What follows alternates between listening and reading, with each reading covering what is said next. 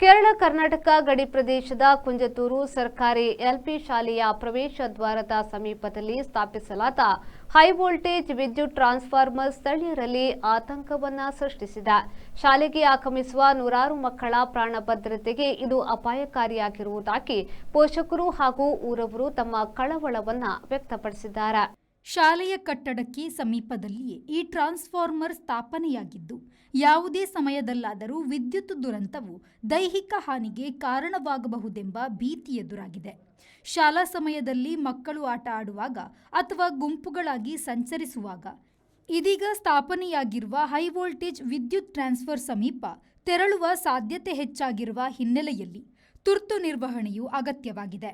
ವಿಶೇಷ ಮಳೆಯಾಗುವ ಸಂದರ್ಭದಲ್ಲಿ ಶಾರ್ಟ್ ಸರ್ಕ್ಯೂಟ್ ಅಥವಾ ವಿದ್ಯುತ್ ದೋಷಗಳ ಸಂಭವ ಹೆಚ್ಚಾಗುತ್ತಿದ್ದು, ವಿದ್ಯಾರ್ಥಿಗಳು ಹಾಗೂ ಶಿಕ್ಷಕರ ಭದ್ರತೆಗೆ ಧ್ವನಿ ಎಬ್ಬಿಸುತ್ತಿದೆ.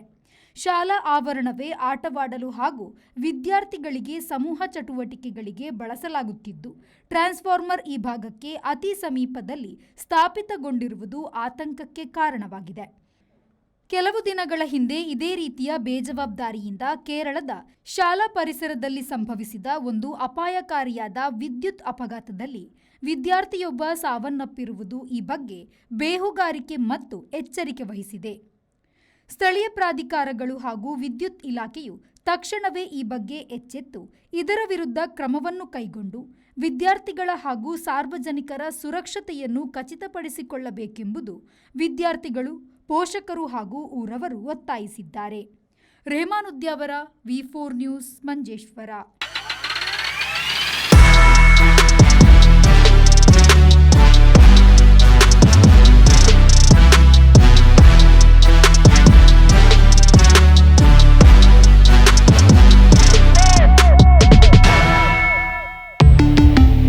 Volkswagen. Volkswagen Mangalore, Airport Road, Yeyadi, Mangalore. Volkswagen.